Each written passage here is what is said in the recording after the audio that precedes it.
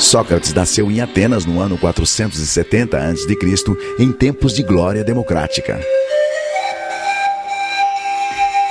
Filho de um escultor e de uma parteira, foi soldado, escultor, senador e, a partir da maturidade, filósofo. Alegando que desde criança ouvia a voz de Deus instigando-o ao ofício da filosofia, Sócrates passou a perambular pelas ruas de Atenas, feito um pregador laico, na missão de ajudar as pessoas a descobrir nelas mesmas o conhecimento que as conduziria à virtude. Sem cobrar dinheiro algum, aberto a quem quisesse ouvi-lo, ricos ou pobres. A pergunta essencial de Sócrates era: o que é a essência do homem? E ele respondia: o homem é a sua alma. Alma como razão, o eu consciente, a consciência intelectual e moral, o que distingue o ser humano de todos os outros seres da natureza. Sócrates e os filósofos sofistas abandonaram a preocupação dos filósofos pré-socráticos em explicar a natureza e se concentraram na problemática do homem. No entanto, contrário aos sofistas, Sócrates se opunha ao relativismo dos seus valores.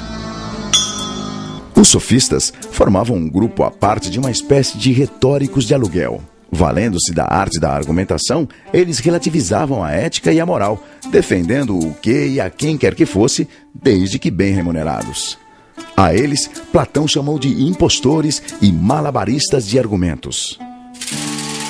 Sócrates não deixou nenhum escrito, e tudo o que se sabe de suas ideias está nos textos militares de Xenofonte, nos textos cômicos de Aristófanes e principalmente nos textos filosóficos de Platão, o seu melhor discípulo. Platão o transformou em protagonista em O Banquete, Apologia de Sócrates, Alcebíades I, Teeteto, Fédon e A República, entre outros. Sócrates acreditava que todos já nascem com conhecimento e que cabia ao mestre realizar o parto desse conhecimento. Ele entendia que só o conhecimento que vem da alma é capaz de revelar o verdadeiro discernimento do que é justo, bom e certo. Para partejar esse conhecimento, Sócrates aplicava um método dialógico que ele chamou de maiêutica, termo do latim obstetritiaorum, funções da parteira, em clara referência à sua mãe. Ele dizia que assim como sua mãe ajudava a trazer à luz a vida, o filósofo ajuda a trazer à luz a verdade. Basta usar a razão. No começo do diálogo, Sócrates se posicionava como se não soubesse de nada do assunto e dava início ao colóquio com uma pergunta ao seu ouvinte, que a respondia com o seu próprio jeito de pensar. O mestre, então, fazia de conta que aceitava o seu ponto de vista. Porém, com um senso de humor que desorientava o interlocutor, a chamada ironia socrática, ele contra-argumentava e buscava convencer o ouvinte da esterilidade e contradições de suas reflexões, levando-o a admitir o seu equívoco e o seu desconhecimento. As perguntas feitas por Sócrates são próprias da chamada dialética socrática, isto é, do exercício de contrapor argumentos contrários. Basicamente, o método dialético apresenta 3 elementos: a tese, a antítese e a síntese. A tese é uma afirmação. A antítese é uma oposição a essa afirmação. Como a própria palavra diz, antitese. E no embate entre tese e antítese surge então o terceiro elemento, a síntese, que é o resultado do raciocínio. Prevalência do intelecto sobre a opinião.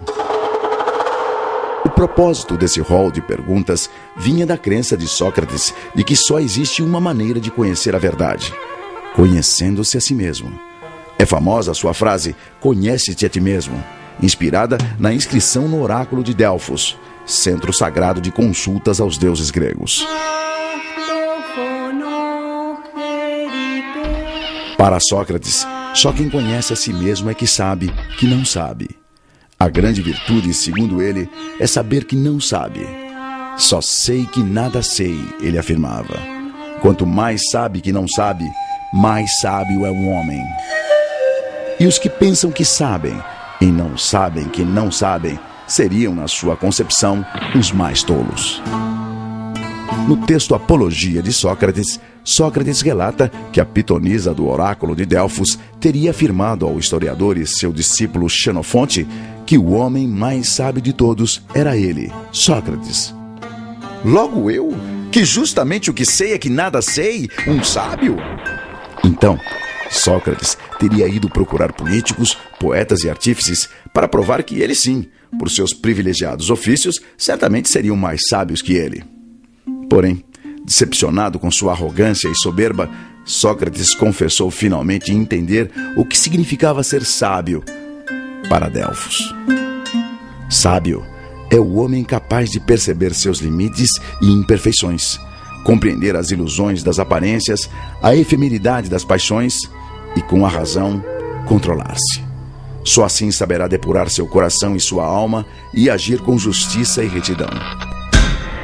A crítica àquelas 3 categorias de cidadãos pesquisados por Sócrates resultou em ódio e vingança dos seus desafetos, culminando em sua condenação à morte por envenenamento por cicuta, promulgada por um tribunal. Seus acusadores foram Meleto pelos poetas, Anito pelos artífices e Licon pelos políticos.